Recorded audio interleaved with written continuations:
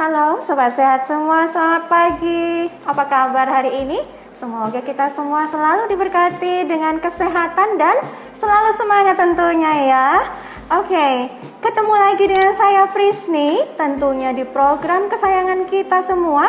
Program yang selalu memberikan pengetahuan-pengetahuan, tips-tips dan informasi-informasi seputar kesehatan dari narasumber yang terpercaya tentunya ya. Oke, di mana lagi kalau bukan di Prognosa, program ngobrol santai bersama Rumah Sakit Panti Waluyo, Surakarta. Kami siarkan live dari Rumah Sakit Panti Waluyo. Silahkan yang mau bergabung.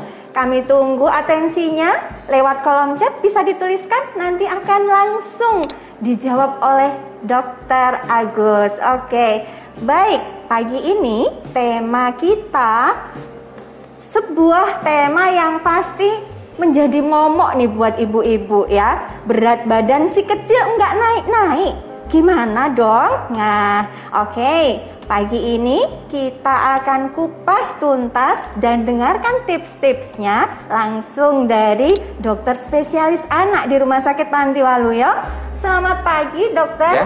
Ya. Selamat pagi Mbak. Sudah siap untuk berdiskusi bersama Sobat Sehat? Mari, siap. Siap ya.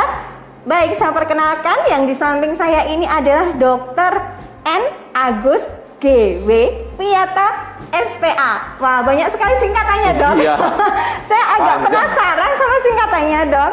N ini apa dok? Ya, nama saya panjang. Jadi Nur Agus Gunawinarto Wijata. Oke, Wiyata. Nama yang cukup panjang. Semoga umurnya juga panjang. Amin. Kesuksesannya juga panjang. Amin. Amin. Oke, baik. Untuk diketahui Sobat Sehat semua, Dr. Agus ini praktek setiap hari Senin sampai Jumat jam 8 sampai jam 13 siang dan khusus hari Sabtu di jam 8 sampai jam 12. Tentunya juga melayani telemedicine ya dok? Ya. Oke, bagi Sobat Sehat yang mungkin ingin berkonsultasi tetapi masih belum sempat untuk datang ke Rumah Sakit Panti Waluyo, bisa menggunakan layanan telemedicine kami. Silahkan reservasi melalui WA atau Telegram kami di 0815 671 7076 atau bisa telepon dulu ke 0271 712 077. Nah, sebelum kita mulai tentunya saya selalu mengingatkan Sobat Sehat semua untuk terus melaksanakan protokol kesehatan 5M. Memakai masker, mencuci tangan dengan sabun, menjaga jarak, menjauhi kerumunan, dan mengurangi mobilitas. Tentunya buat semua Sobat Sehat yang ingin melakukan periksa kesehatan atau ingin mendapatkan layanan kesehatan oleh dokter-dokter spesialis kami, silahkan datang ke Rumah Sakit Panti Waluyo. Tidak usah ragu-ragu, tidak usah khawatir karena rumah sakit kami aman.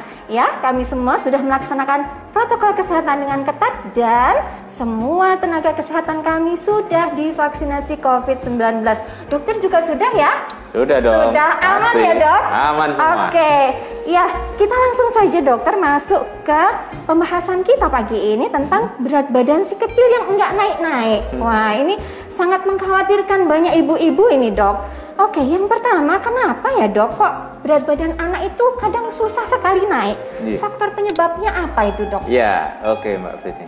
Jadi ibu-ibu semua, kita kan pasti seneng ya anak-anak kita kalau kita melihat, wah anak kita cabi, besar, bahkan gemuk gitu ya gemuk. dok? Bahkan sekarang malah kecenderungannya adalah trennya lebih suka melihat anak yang obes atau kegemukan. Iya. Padahal itu kelihatan juga lucu kelihatan gitu, lucu mungkin. ya. Padahal itu juga nggak sehat sebetulnya. Nggak sehat Ya. dok. Jadi terpenting adalah anak kita berat badannya ideal sesuai usianya. Loh, lihatnya dari mana dok? Paling gampang adalah dari KMS. KMS. Ya.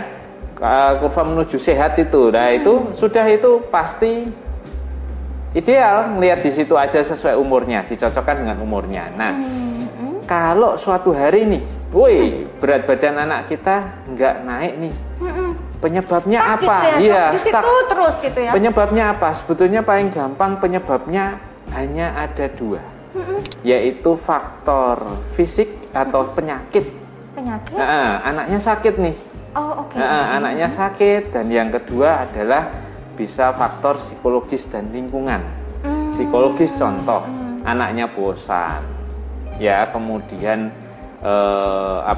lagi marah, gitu kemudian anaknya nakal, pengen menyandera orang tuanya. Jadi maksudnya dia sebetulnya minta makanan yang minta makanan B ya, tapi dikasih makanan A, ngambek. Nah, hal-hal begitu. Kemudian suasana, lingkungan, contoh makan di tempat yang berdebu atau makan di tempat yang banyak barang, artinya tidak ideal sebagai tempat makan, atau makan sendirian. Itu pengaruh untuk anak-anak.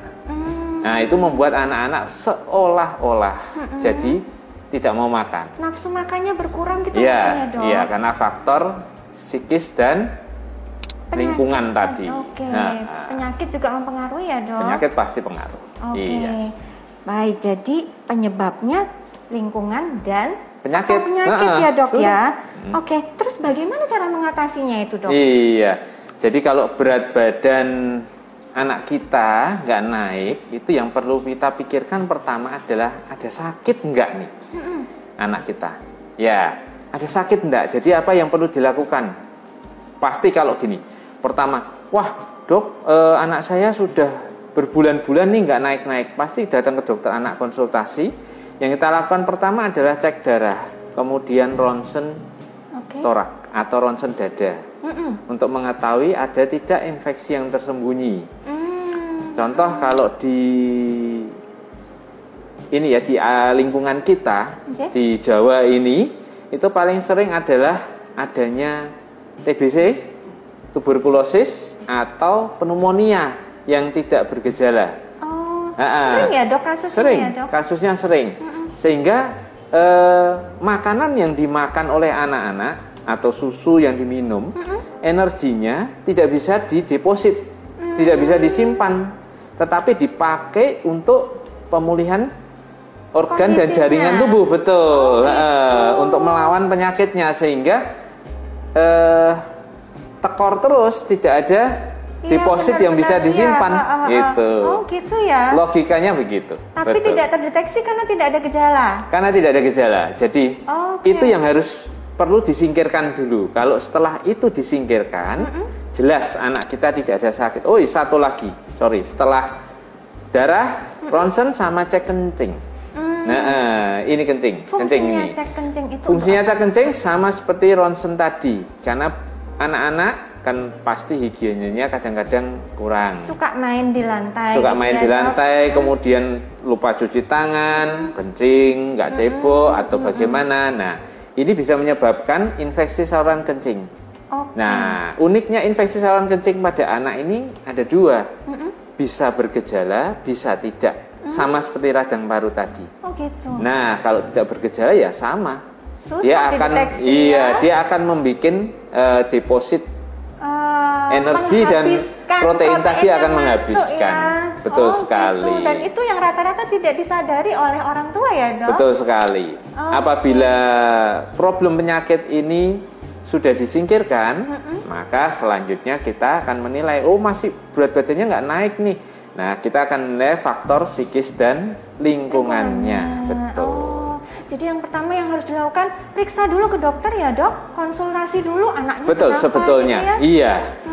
Oke. Karena berat badan anak tidak naik ini komprehensif. Jadi pasti faktornya bisa dari anak sendiri atau faktornya dari luar anak, yaitu lingkungan tadi. Oke. Iya. Luar biasa. Kemudian dok, ada tips nggak untuk bisa menaikkan berat badan bayi tadi? Iya, tipsnya tadi adalah jangan lupa cari penyebabnya dahulu. Cari penyebabnya. Jadi penyebab jangan sampai tidak diketahui. Jadi pokoknya anak saya berat badannya naik dok. Lah penyebabnya apa? Wah ya nggak tahu, nggak bisa. Jadi kita harus mencari penyebabnya dahulu. Mulai kapan anak kita nggak naik nih? Contoh begini ya. Anak saya usia 6 bulan makan nih, mulai makan dok. Wah makannya baik, sampai usia 9 bulan baik. Begitu 9 bulan ke sana, waduh mulai nggak mau makan, susah. Mintanya kalau makan sambil jalan-jalan dan lain-lain. Wah ya kan? Terus makan cuman 1, 2, 3 suap, kemudian habis itu minta susu. Nah, ini apa itu, kalau dari yang dikatakan oleh orang tua tadi, riwayatnya itu kelihatan sekali kalau faktor psikis dan lingkungannya berpengaruh. 6 sampai 9 bulan dia baik, 9 bulan ke atas, wah, ini mulai nih. Ini tandanya apa? Perkembangan emosionalnya mulai jalan. Jadi jangan lupa anak-anak usia 6 bulan dengan usia 9 bulan itu akan berbeda secara emosional. Baik kepandaiannya, kemudian baik keinginannya, baik emosinya juga akan beda sekali. Ya, jadi di 6 bulan dia fokus tuh sama mengenal hal baru, yaitu apa? MPASI atau makan itu tadi. Dia baru fokus. Begitu dia udah jalan 3 bulan, mulai nih, dia mulai bosan pertama. Dengan rutinitas yang itu aja. Ya, dia mulai bosan pertama. Kemudian kedua, pasti dia akan mulai berusaha mencari sesuatu yang baru. Contoh tadi. Eksplorasi betul. Gitu ya, Makanya pengen sambil jalan-jalan. Nah, kemudian ada distraksi. Ya, ada distraksi itu jadi pengalih perhatian. Contoh, makan sama kakaknya. Kakaknya lebih cepat nih makannya. Mungkin jenis makanannya juga sudah beda ya? Iya, sudah beda dan kakaknya kan pasti lebih lahap biasanya. Kakaknya makan lebih cepat, selesai makan kakaknya langsung pergi. Nah, itu rupanya. Hal itu membuat adiknya jadi ikutan pengen pergi, sehingga apa yang terjadi? Padahal adiknya kan makannya tidak secepat kakaknya pasti. Nah, cepatnya jadi, aku pengen ikutan dong. Padahal adiknya belum bisa multitasking, yaitu apa? Main sambil makan, nggak bisa dia. Kalau main-main saja, kalau makan saja. Nah, hal-hal ini yang membuat anak jadi susah makan. Akibatnya kalau susah makan, berat badannya juga akan jadi berkurang. Ini hal yang utama. Selain juga, ini harus diperhatikan ya ibu-ibu. Jadi hal utamanya sakit tidak, kemudian faktor psikis dan lingkungannya gimana. Ada lagi pasien saya, ternyata ruang makannya di sebelah kamar mandi itu bau sekali. Jadi tidak nafsu untuk nggak ideal. Anaknya jadi nggak nafsu itu. Atau masak, dok saya sudah masakkan salmon, ternyata salmonnya setelah diincipin amis masih nggak bau tapi amis. Salmon itu kan susah cara masak. Nah, hal-hal itu kadang yang terlewat oleh kita orang tua. Betul. Ya. Kemudian selain itu juga kalau hal itu semua sudah diatasi, dok sudah kok dok, kakaknya sudah turut membantu, kemudian anaknya ya begini begitu. Nah, satu lagi adalah bahan makanannya, apa yang dimakan. Ya, kalau dulu kita mengenal 4 bintang, sekarang 4 bintang ini tidak diwajibkan. Jadi dari WHO dulu 4 bintang, yaitu bintang itu 4 sehat 5 sempurna bukan? Bukan, beda. MPASI 4 bintang. Kalau 4 sehat 5 sempurna sudah lama tidak terpakai. Karena kalau dipakai sekarang maka akan membuat obesitas. Jadi justru tidak sehat. Nah, kalau 4 bintang itu dulu adalah pertama, karbohidrat. Kalau makan harus ada karbohidrat, protein hewani, protein nabati, dan minyak atau lemak. Ya, minyak bisa, lemak bisa. Nah, dulu harus ada ini, harus. Nah, sekarang 4 bintang sudah tidak dipakai.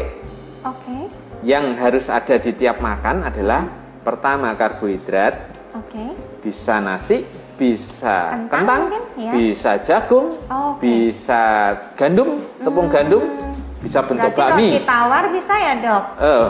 Roti kan bukan makanan.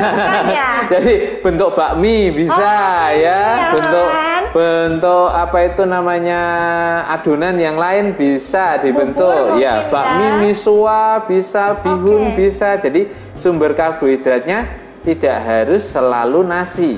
Kentang juga bisa. Nah, itu karbohidrat. Kemudian yang kedua adalah protein hewani.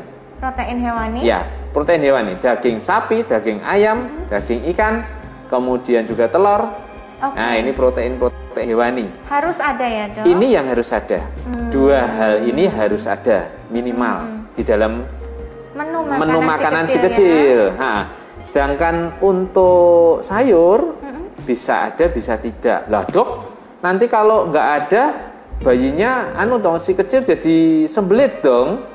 Nah justru inilah uniknya kalau pada anak. Uniknya apa? Kalau pada anak ini terlalu banyak serat atau terlalu banyak sayur itu justru bikin sembelit. Oh gitu ya? Iya. Ini yang baru saya tahu. Nah, kenapa? Karena seratnya berlebih sehingga seperti kita bikin adonan lah.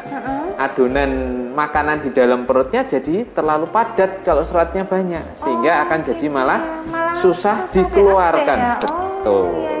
Beda dengan dewasa ya. Iya, betul, makanya kalau dibilang anak itu bukan miniatur orang dewasa atau orang dewasa yang jadi kecil sehingga perlakuannya juga sama seperti orang dewasa. Beda ya, jadi anak individu sendiri. Gitu. Ini pentingnya mempelajari tumbuh kembang anak. Tumbuh kembang anak itu penting. Ya, karena ternyata berbeda ya tiap usia ya. Jadi ke dokter anak bukanlah sakit saja, tetapi juga anaknya sehat, perlu kita lakukan pengawasan atau kita dampingi untuk pertumbuhan dan perkembangan. Ya. Betul sekali. Itu tipsnya ya. Luar biasa dok tipsnya. Ya, sekarang kita akan menyapa sobat sehat semua yang di rumah dan yang sudah bergabung dengan kita.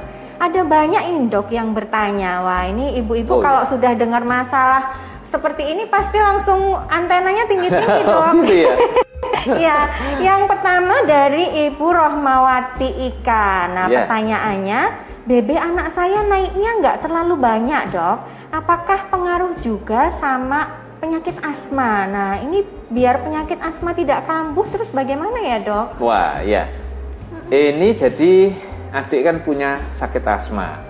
Sakit asma ini memang mempengaruhi Bu untuk kenaikan berat badan, untuk juga pertumbuhan dan perkembangannya yang lain. Karena penyakit asma ini harus terkontrol. Jadi ibu mesti kontrol ke dokter yang menanganin adik untuk melakukan cek apakah benar-benar asmanya sudah terkontrol. Asma terkontrol itu bisa paling mudah dilihat itu ada dari sering tidaknya kambuh. Sering tidaknya kambuh dan aktivitas anak sehari-hari. Anak mampu tidak beraktivitas seperti aktif atau tidak seperti anak lainnya, mampu tidak tanpa sesak, gitu. Ada nggak tanda-tanda sesak nafas? Yaitu kambuhnya sering atau tidak. Contoh misal setahun kambuhnya cuma sekali, ya itu masih wajar. Tapi dok ini seminggu sekali, nah ini mulai tidak wajar. Jadi asmanya memang harus dikontrol. Asmanya memang harus dikontrol karena asma ini adalah penyakit alergi. Jadi orang tua juga harus tahu peta alergen apa. Ya, jadi benda-benda atau bahan-bahan yang menyebabkan anak mengalami alergi. Harus tahu. Tiap anak berbeda-beda gitu dok? Tiap anak berbeda-beda. Ada beberapa pasien kalau sudah minum es 2 hari berturut-turut, nanti hari ketiga pasti sesek. Atau kalau makan coklat jenis tertentu, merek tertentu, nanti pasti sesek. Nah, itu yang harus diketahui orang tua. Harus diketahui petanya sehingga tahu. Dan memang anak dengan asma penanganannya beda. Artinya tidak bisa seperti anak biasa. Jadi punya batasan. Kalau anak biasa misalnya bisa renang tiap hari, tidak apa-apa. Kalau anak asma begitu renang seminggu 3 kali langsung sesek nanti. Nah, jadi renangnya seminggu cuma 2 kali aja tuh. Jadi ada batasannya. Ada batasannya di ini. Jadi memang betul Bu, asma itu bisa mempengaruhi berat badan, mengurangi deposit tadi karena untuk pemulihan jaringan tubuh. Nah, memang harus dikontrol. Bagaimana cara mengontrolnya? Memang harus diperiksa dan harus dirunut sejarahnya atau riwayatnya sehingga bisa ditentukan obat dan terapi yang tepat, betul. Sehingga dia serangannya atau kekambuhannya semakin jarang. Jadi tujuannya jangan menjarangkan kekambuhan sehingga bisa mengembalikan aktivitas anak jadi lebih tidak terganggu. Begitu. Oke. Tapi bisa nggak dok kalau yang punya asma itu berat badannya normal atau mungkin malah gemuk gitu? Bisa sekali, sangat sekali bisa ya, sekali. Ya. Oke. Dengan penanganan yang tepat. Dengan penanganan yang tepat. Iya, betul. Oke. Lalu ada lagi dokter dari Ibu Aloika. Setelah berbulan-bulan, akhirnya anak saya mau makan nasi dokter, tapi harus sambil mondar-mandir naik motor. Nah, kayak tadi yang udah dokter sebutkan ya dok. Tapi kalau nggak muter-muter gitu nggak mau makan dok. Betul sekali. Iya, iya ibu. Ini adalah trik yang dilakukan si anak untuk mengatasi kebosanannya dia. Jadi anak kita itu kan manusia, ya. Apalagi anak kita pasti lebih pintar dari kita. Mereka secara insting, secara natural mereka akan melakukan trik-trik yang mereka sendiri tidak sadari, yaitu trik-trik yang menjerat kita. Ya, contoh misal, makan minta jalan-jalan, diturutin. Wah, berarti orang tuanya nurutin nih, satu, ya toh. Setelah itu nanti jalan-jalan di teras rumah, pelan-pelan nanti jalan-jalan di tetangga, lama-lama udah keliling kota tuh, lama-lama. Nah, ini yang terjadi, sehingga kuncinya kita sebagai orang tua adalah pertama konsisten. Nah, kayak tadi ibunya konsisten, selalu ngajak jalan-jalan, jadi anaknya selalu mau. Nah, tetapi kan cara itu tidak benar, jadi kembalikan ke cara yang benar. Jadi memang akan terjadi sebuah bentrokan, pasti. Nah, tetapi yang kita lakukan kan demi kebaikan anaknya. Betul dokter. Dan kita tidak mungkin kan tiap hari harus jalan-jalan putar-putar. Itu kan selain boros juga tidak efisien waktu. Karena suatu waktu pasti kita akan ada hal-hal yang perlu kita kerjakan, kan setengah mati seperti itu. Nah, jadi mesti dikembalikan lagi anaknya untuk bisa makan di rumah. Itu pertama. Kedua, orang tua harus konsisten, itu sabar. Tidak boleh marah-marah. Sabar. Iya. Emosi dulu ya. Jadi sabar dulu. Memang kalau dibilang, makanya kalau orang Jawa bilang wong tua dawa ususe. Jadi panjang ususnya. Memang harus sabar. Betul. Karena tujuan kita adalah mendidik anaknya, bukan memarahi atau mau memukuli. Jadi kita mendidik dia. Nah, yang tiga ini yang manjur nih biasanya adalah ilmu sounding. Sounding itu seperti bicara hati ke hati. Nah, kita cari momennya, misal anak ini baru sendirian, baru nggak ngapa-ngapa, baru gabut lah, baru santai-santai nggak ngapa-ngapa, kita deketin, distraksinya kita hilangkan. Contoh di depan TV-nya kita matiin dulu, terus kita ajak omong, adik, besok kita belajar yuk, kita makan di situ. Sambil duduk, sambil apa? Itu dilakukan terus-menerus. Gitu ya, Dok. Itu namanya bukan brainwashing ya. Jadi bukan cuci otak ya, tetapi kita sounding. Jadi kita tumbuhkan pengertiannya yang baik. Nah, ini yang terkadang kita nggak tekun orang tua. Betul, Dok. Terutama yang gampang toh. Nah, gitu kadang-kadang. Anak itu mau makan banyak, nurut gitu dok. Nah, kalau kita yang kerja itu otomatis pengasuh ini kuncinya. Yang berperan ya, betul. Dok. Nah, cilakanya kalau pengasuhnya menurutin apa yang dimauin anak, karena ndak mau konflik dan ndak mau susah, ndak mau repot. Pengen apa? Dah nih. Pengen apa? Nah, nih. Nah, itu yang tidak mungkin berhasil karena anak diperlakukan seperti raja. Masa raja diatur? Kan tidak mungkin. Raja yang mengatur. Nah, itu dia. Itu susahnya di situ. Jadi saran saya, Bu, hentikan kebiasaan jalan-jalan, makan ambil jalan-jalan itu karena tidak ada faedahnya juga. Kembalikan. Mungkin dia tidak mau makan nasi anaknya, bisa diganti yang lain. Kentang, miswa, yang disukai bihun. apa gitu ya? Jadi anak ini faktornya banyak. Jadi tidak hanya bahan makanannya, rasanya, warnanya, juga presentasinya. Oh iya benar. Nah, jangan lupa, misalnya kita bikin nasi goreng nih, sosisnya dibikin mata dan dibikin senyum. Anaknya mau makan. Hal-hal begitu tuh. Iya. Oke. Jangan lupa yang faktor-faktor juga distraksi suasana itu penting. Jadi memang ini harus mendukung suasana makan. Jadi tidak bisa misalnya makan sambil mainan gitu, itu distraksinya tinggi. Makan sambil nonton TV, anak belum bisa. Gitu. Iya, luar biasa. Yang berikutnya dokter, ada dari Ibu Milka Mangesti. Anak saya umur 22 bulan dokter, kalau tiap bulan naiknya hanya 100-an gram, tetapi sebenarnya selalu naik. Nah, apakah itu termasuk dalam kategori berat badan yang seret dokter? Ya, jadi kita berpatokan dari KMS saja yang paling gampang. Jadi mulai umur 1 tahun sampai umur 5 tahun, itu kenaikan berat badan minimal adalah 200 gram atau 2 on. Setiap bulannya. Setiap bulan kenaikannya 2 on. Kalau tadi Ibu bilang kenaikannya 1 on berarti ya, berarti kan ada yang kurang.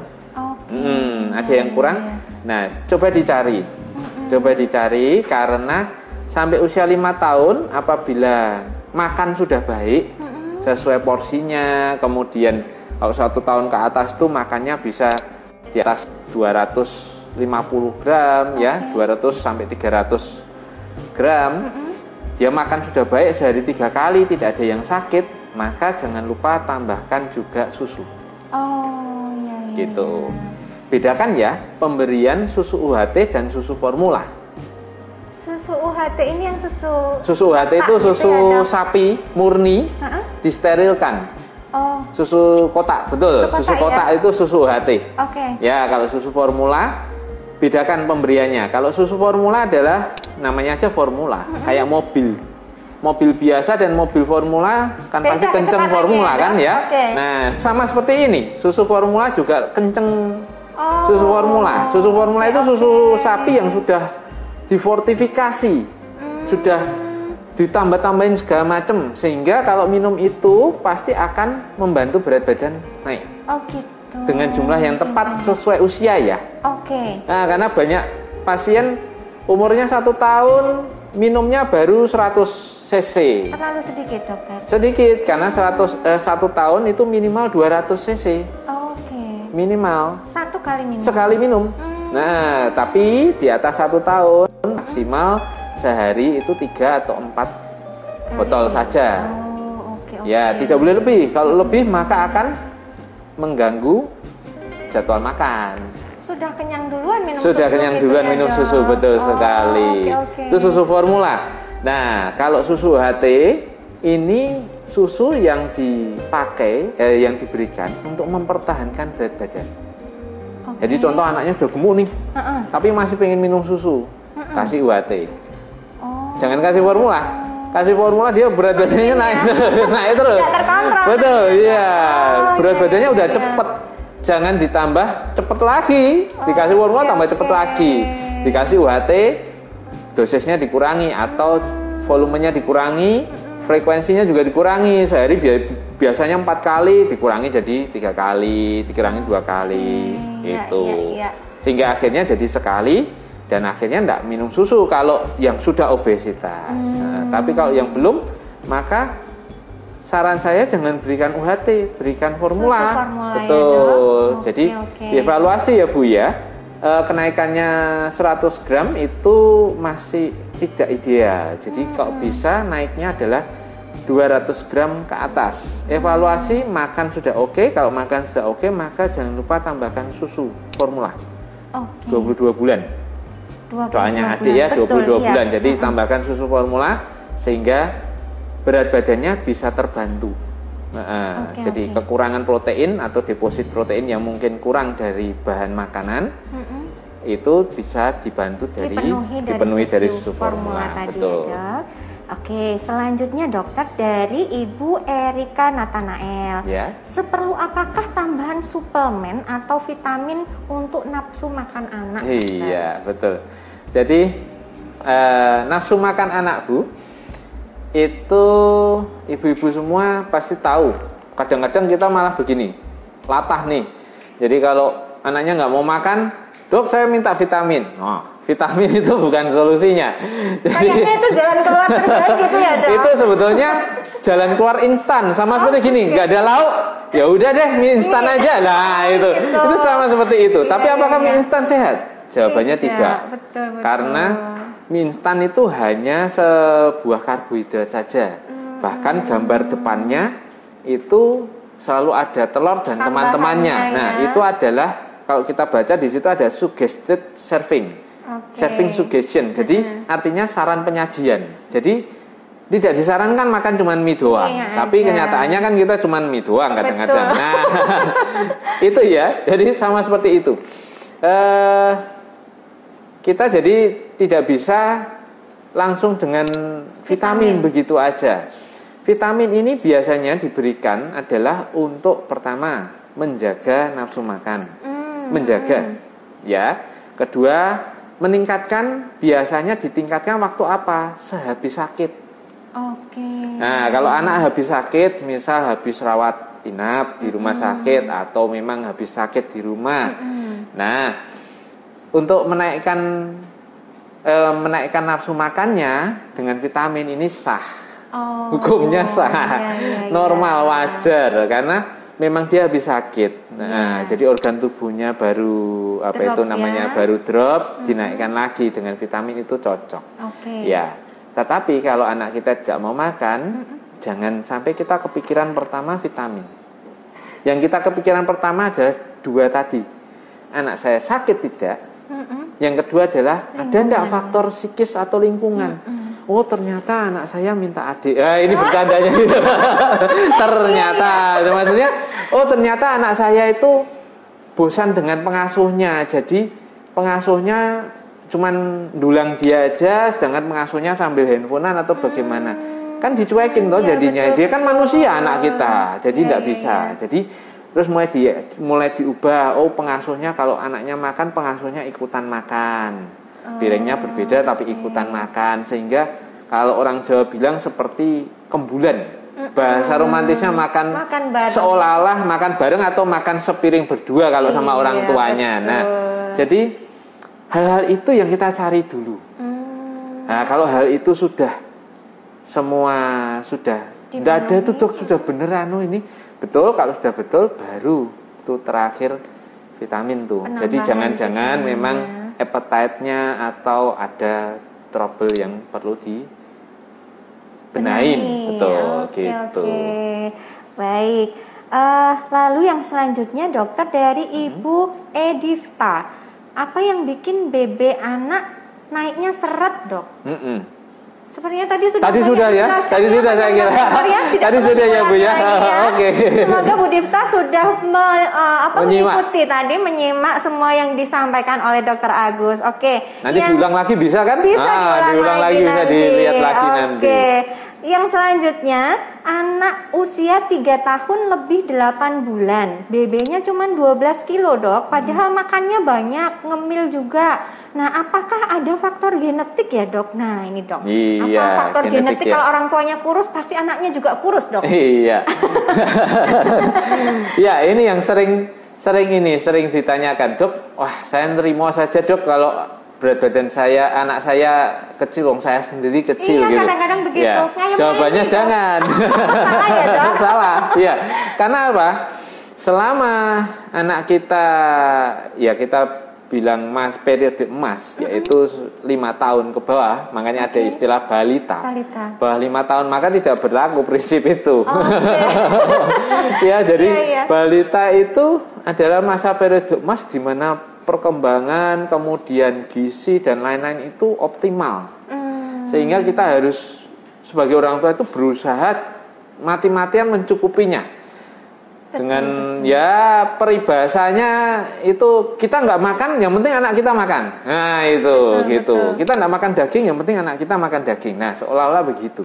Sehingga tadi adik 3 tahun lebih 3 tahun lebih 8 bulan. 3 tahun 8 bulan berat badannya 12 kilo.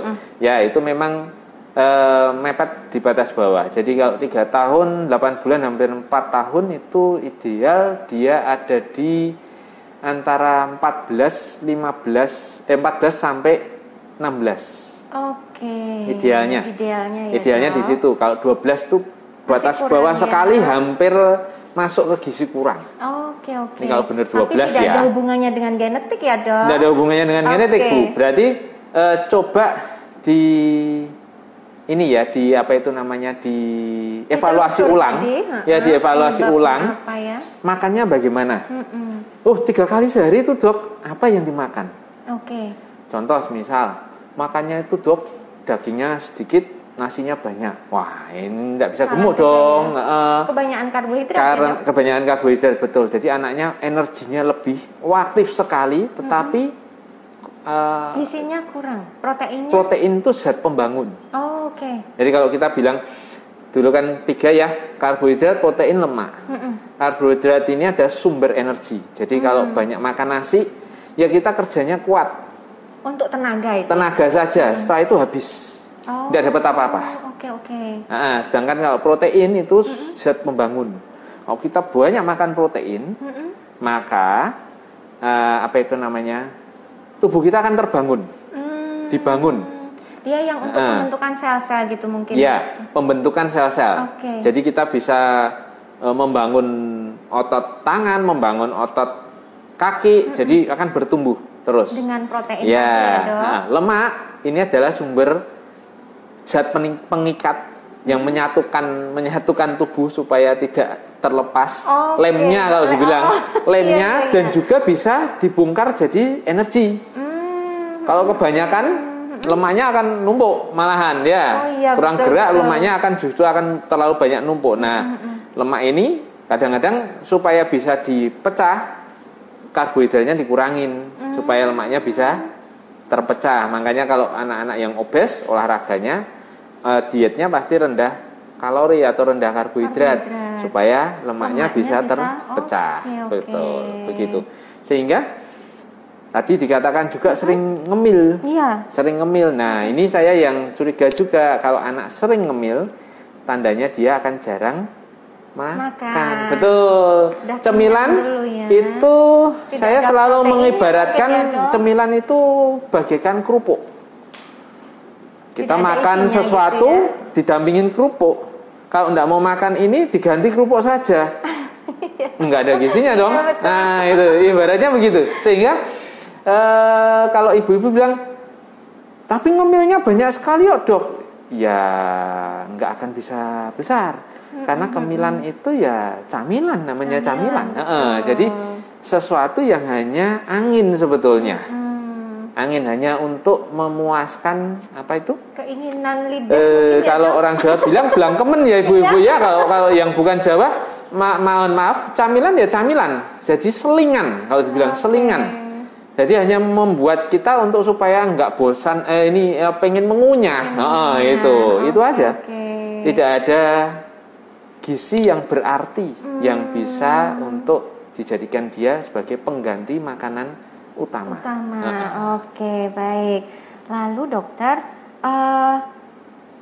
17 bulan 12,5 kilogram.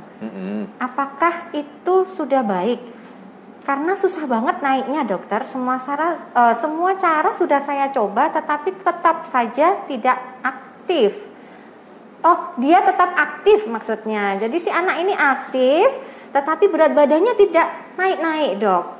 Kalau 17 bulan 12 kilo? Ya, 17 bulan 12 kilo itu masih normal. Masih normal masih ya? Normal, cuman masih aman. Itu tadi kan anaknya aktif ya. Anaknya aktif, kemudian tapi berat badannya naik-naik. Naik-naik. Ini ya Bu ya, tanda kecurigaan anak yang kalorinya tinggi. Karbohidratnya tinggi. Jadi perlu betul. Ya, perlu dievaluasi apakah makan, kalau kita nyebut makan itu diet. Nah, kalau orang awam bilang diet itu mengurangi berat badan. Sebetulnya diet itu adalah istilah medis untuk makan. Nah, jadi kalau kita sesama ini bilangnya diet siang ini apa? Artinya makan siang ini apa? Diet itu bukan mengurangi berat badan. Diet itu adalah makan sebetulnya istilahnya. Nah, kalau mau mengurangi berat badan, diet apa? Diet rendah kalori. Diet apa nih? Diet apa biasanya? Diet rendah lemak nih, ya toh. diet rendah gula. Nah, itulah diet mengurangi berat badan. Nah, artinya diet itu makan. Nah, makanannya atau dietnya anak ini adik perlu evaluasi. Apakah terlalu banyak kalori? Biasanya anak yang aktif sekali maka cemilannya, minumnya, susunya coklat nih. Kalorinya tinggi itu coklat. Gitu nah, akibatnya apa? Anaknya aktif terus. Tapi berat badannya tidak akan naik. Karena dia hanya membuat energi. Ya? Betul, hanya energi. Dan energinya terbuang dengan dia aktif. Kayak lokomotif. Juk itu terbuang terus. Tapi nggak ada faedahnya. Jadi dietnya atau makanannya coba dievaluasi ya Bu ya. Karena bisa jadi, terus gimana dok harusnya? Proteinnya ditambah. Contoh ibu mau bikin bubur, ya jangan hanya pakai air biasa, pakai kuah kaldu dong. Itu kan protein tuh. Bikin bubur pakai kuah kaldu atau bikin bakmi, mie ayam untuk adiknya. Jangan hanya direbus pakai air biasa dong, pakai kuah kaldu dong.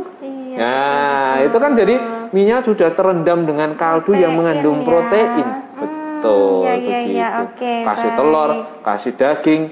Nah, mie-nya sudah karbohidrat, tetapi proteinnya lebih banyak. Betul sekali. Itu salah satu triknya, begitu. Oke, luar biasa sekali deh. Yang selanjutnya dokter, dari Ibu Deani Dia. Nah, kalau ibu dengan riwayat leukemia, apakah ada pengaruh ke berat badan bayi dokter? Padahal sebenarnya MPASI-nya selalu lahap. Nah, ini bagaimana dok? Ibu dengan riwayat leukemia. Ya, kalau leukemia kan itu kan kelainan hematologis ya Bu ya. Ibunya mengalami itu selama anaknya tidak juga mengalami, maka tidak ada pengaruh. Tidak ada pengaruh. Iya, tidak ada pengaruh. Ibunya tetap boleh menyusui apabila ibunya sudah remisi ya. Remisi artinya sudah tidak dalam pengobatan, sudah memang dinyatakan remisi atau sudah pulih, tidak kambuh lagi, maka menyusui tetap dilakukan seperti biasa. Sudah MPASI-nya lahap. Nah, itu kembali lagi. Kalau MPASI lahap, berarti kan mungkin adik masih di bawah setahun ya Bu ya. Kalau masih tidak dicantumkan umurnya ya saya. Dicantumkan umurnya dokter. Kalau masih di bawah setahun, harus diingat susu atau ASI masih utama. Nah, terkadang beberapa ibu terjebak. Ini mungkin untuk beberapa pertanyaan lain ya. Terjebak adalah bahwa ASI eksklusif itu 6 bulan. ASI eksklusif. Tetapi setelah itu ASI boleh, bukan harus. Boleh dilanjutkan sampai 2 tahun. Boleh. Nah, dok, misalnya saya ini sudah 9 bulan usia anak saya mau berhenti menyusui, monggo. Tapi gantilah ASI Anda jadi susu formula. Lah nanti enggak pinter no, dok? Ya enggak juga. Itu kepintaran tidak hanya ditentukan dari ASI atau makanannya, tetapi lingkungannya juga itu mempengaruhi dan kesehatan anak itu sendiri. Kalau sakit-sakit terus, ya kan, itu bikin akan anaknya juga jadi tidak pinter-pinter. Nah, itu ASI boleh dilanjutkan sampai 2 tahun. Nah, terus kapan dok sebaiknya di stop? Kalau saya beberapa kali membagikan ke pasien begini. Kalau ibunya, sudah menstruasi di periode 2 tahun usia anaknya itu ibunya sudah menstruasi, maka berat badan anak harus diawasin dengan ketat selama 2 bulan semenjak ibunya mens. Kalau ibunya masih menyusui ya. Bila berat badannya tidak di atas KBM atau kenaikan berat badan minimal, itu bisa dilihat di KMS ibu-ibu. Ada satu kotak, ada angka-angkanya, itu ada tulisan di sebelah kirinya KBM, kenaikan berat badan minimal. Itu tidak mencapai itu, maka adik saatnya ASI ditambah PASI, pendamping ASI. Jadi minum ASI, setelah itu ditambah dengan susu formula. Karena tandanya nggak cukup ASI-nya doang. Meskipun MPASI atau makanan pendamping ASI itu sudah diberikan. Betul. Ini kalau di bawah setahun loh ya. Ini di bawah setahun seperti itu. Gitu. Jadi untuk ibu-ibu harus kita waspada apabila kita menyusui adik dan kita sudah menstruasi.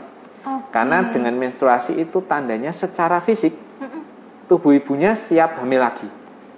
Gitu ya. Sehingga yang terjadi adalah apa? ASI ada beberapa yang masih bisa nambah, ada yang beberapa sudah stuck, bahkan cenderung menurun. Gitu. Jadi baik. masing-masing ibu individualnya beda-beda, sehingga harus memang waspada akan hal itu.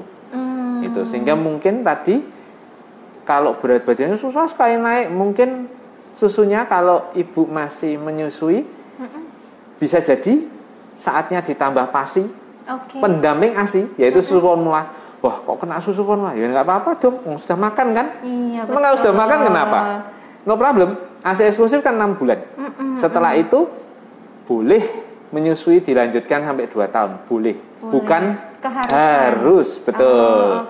Boleh dilanjutkan 2 tahun, atau ya saya mau melanjutkan 2 tahun. Ya, tetapi harus diawasin berat badan adik. Kalau berat badan adik tidak mencapai kenaikan berat badan minimal, jangan dipaksa. Harus pokoknya ASI terus, pokoknya sampai 2 tahun. Jangan dong, kasihan adiknya. Kasihan ya, Dok. Karena kita tidak mampu, tapi kita paksakan, kan jangan. Betul. Nah, tambahlah dengan PASI atau pendamping ASI. Gitu. Tambahlah dengan PASI, di mana MPASI juga jalan. Jadi beda ya, ASI, PASI, MPASI. Ya, itu beda lagi, beda itu 3 itu. Iya. Luar biasa sekali Sobat Sehat. Pagi ini banyak sekali informasi-informasi yang sudah ditularkan Dr. Agus kepada para ibu-ibu semua. Semoga putra-putri kita selalu sehat ya.